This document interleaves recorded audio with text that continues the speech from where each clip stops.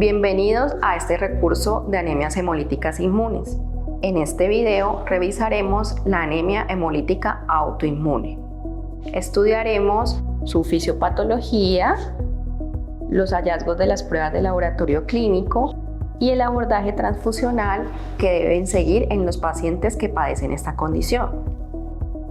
¿Qué es la anemia hemolítica autoinmune? Es un tipo de anemia en el cual hay pérdida de tolerancia a los propios eritrocitos. Esto conduce a la producción de autoanticuerpos dirigidos contra antígenos eritrocitarios, desencadenando la destrucción de estos eritrocitos por mecanismos extravasculares o intravasculares. Las anemias hemolíticas autoinmunes se pueden clasificar teniendo en cuenta su etiología y teniendo en cuenta la temperatura de reacción de los anticuerpos. Según su etiología, las anemias hemolíticas autoinmunes se pueden clasificar en primarias o idiopáticas cuando no están relacionadas con ninguna patología, o en secundarias o asociadas a una patología de base, de carácter autoinmune, infeccioso o neoplásico.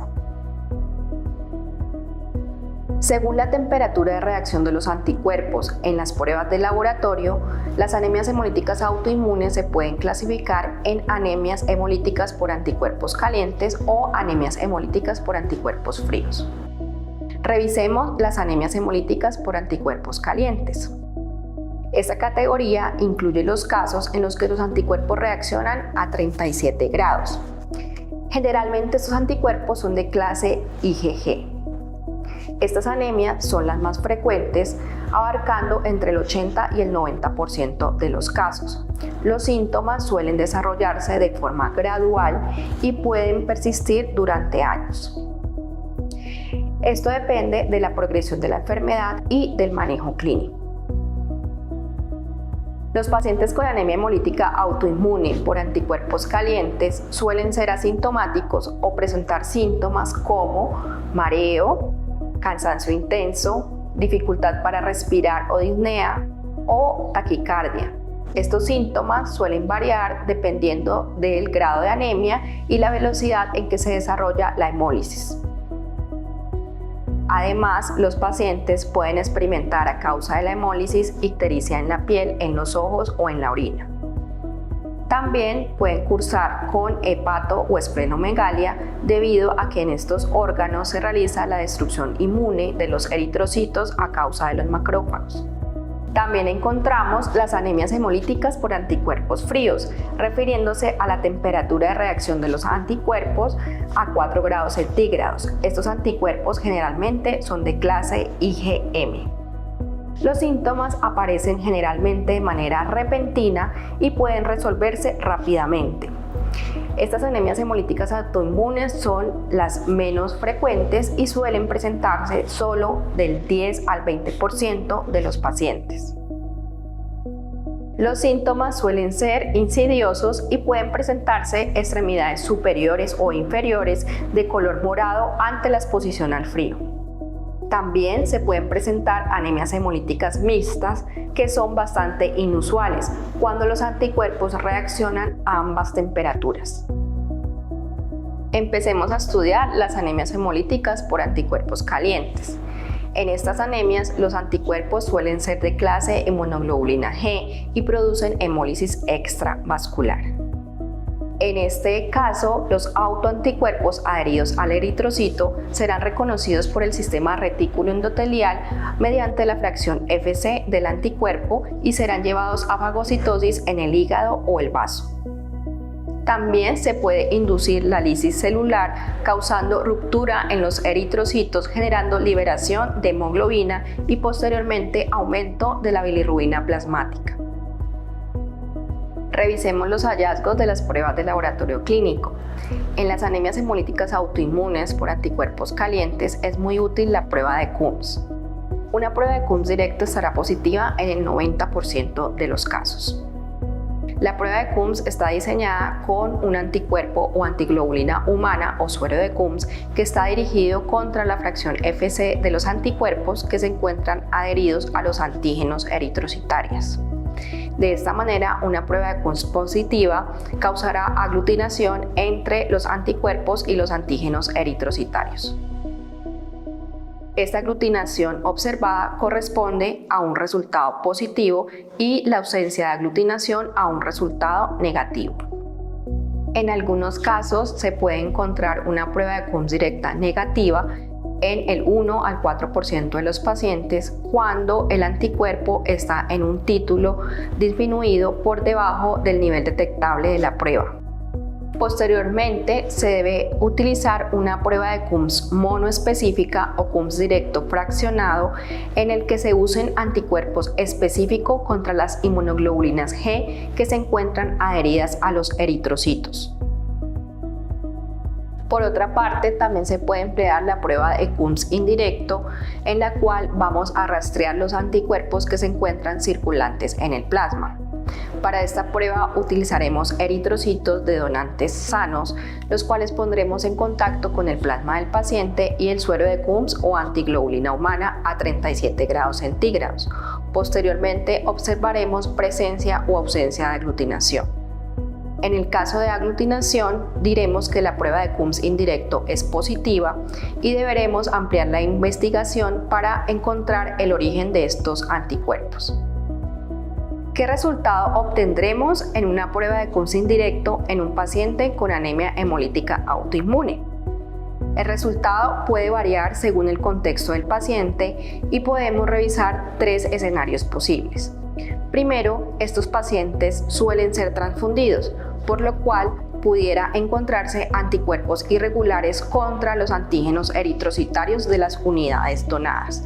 En este caso, tendremos un CUMS indirecto positivo a causa de los haloanticuerpos que se han generado. El segundo escenario es cuando nos encontramos una prueba de CUMS indirecta positiva, pero a expensas de autoanticuerpos libres. En este caso, tendremos que ampliar la investigación y estos autoanticuerpos deberán ser removidos por técnicas de elución para saber si tenemos en el paciente haloanticuerpos circulantes o se trata de autoanticuerpos libres en el plasma. Por último, tenemos pacientes que cursan con una prueba de CUMS indirecto negativo. En este caso, todo el anticuerpo está adherido al eritrocito y no hay exposición antigénica desconocida, es decir, son pacientes que no se han transfundido o no han generado haloanticuerpos circulantes. Ahora estudiaremos las anemias hemolíticas autoinmunes por anticuerpos fríos. En este tipo de anemias, la sintomatología aparece posterior a la exposición al frío.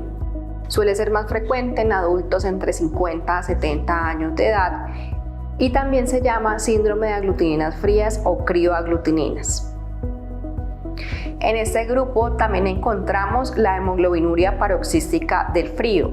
Es un trastorno muy infrecuente, se reporta en menos del 1% de los casos y es más común en niños que han padecido infecciones víricas o bacterianas, los cuales experimentan episodios de hemólisis transitorios.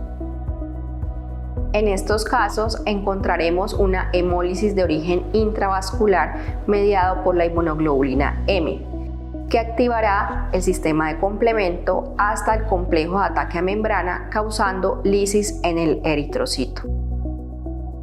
En los hallazgos inmunomatológicos de las pruebas de laboratorio clínico podemos encontrar muestras con aglutinación espontánea, siendo necesario calentar a una temperatura de 37 grados centígrados o lavar los hematíes con solución salina a esta temperatura para realizar las pruebas.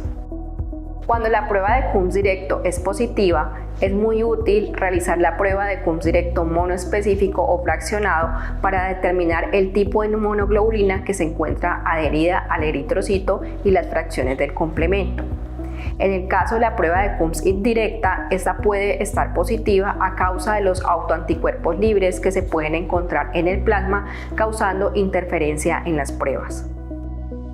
En el caso de la hemoglobinuria paroxística al frío, las inmunoglobulinas son de clase IgG y van a reaccionar con los hematíes en las zonas frías del organismo, es decir, en las extremidades.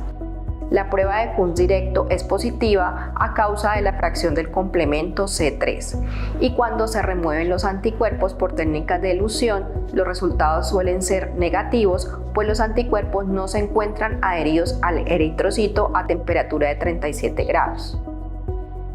Por otra parte, podemos tener pacientes que cursen con anemia hemolítica autoinmune por anticuerpos mixtos.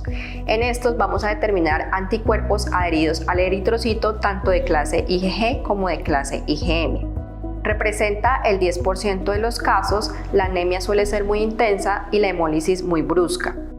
La prueba de Coombs directo puede ser positiva a expensas de inmunoglobulina G, M o fracción C3d del complemento.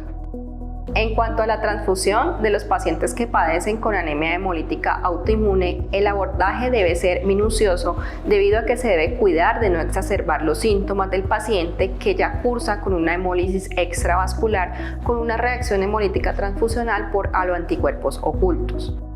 En las anemias hemolíticas autoinmunes por anticuerpos calientes, la transfusión debe ser excepcional y los pacientes que se transfunden suelen tener mayor complicaciones en relación a los pacientes que solamente tienen tratamiento farmacológico. La recomendación es que solamente se debe transfundir a estos pacientes si existen en ellos signos de insuficiencia cardíaca o isquemia cerebral. La recomendación también está basada en transfundir glóbulos rojos con antígenos negativos para los haloanticuerpos ocultos que pueda presentar el paciente. Se debe transfundir tan lento como sea posible y bajo estricta vigilancia médica. Es muy importante que si los pacientes se encuentran previamente transfundidos y cursan con haloanticuerpos ocultos, se amplíe la investigación para la búsqueda de la compatibilidad sanguínea. En este caso, se deben conocer los antecedentes obstétricos, transfusionales y farmacológicos del paciente. También es muy importante que se establezca una comunicación asertiva entre el personal del laboratorio, del personal médico y de enfermería, puesto que la búsqueda de la compatibilidad suele tener retrasos en la oportunidad debido a que las pruebas de Coombs indirecto que se usan dentro del análisis transfusional, como el rastreo de anticuerpos irregulares, la prueba cruzada, suelen estar positivos a expensas de los autoanticuerpos que están adheridos a los eritrocitos, pero también se debe esclarecer si el paciente cursa con haloanticuerpos ocultos que puedan causar una reacción hemolítica transfusional en el paciente. En cuanto al abordaje transfusional, es muy importante recordar, no existe la unidad menos incompatible. Si la prueba cruzada mayor resulta incompatible, esto puede generar en el paciente una reacción hemolítica transfusional. Pero también es mejor tener un paciente con una hemólisis clínicamente manejable a un paciente que tenga compromiso de sus órganos vitales por la anemia. En el próximo video revisaremos las anemias hemolíticas aloinmunes.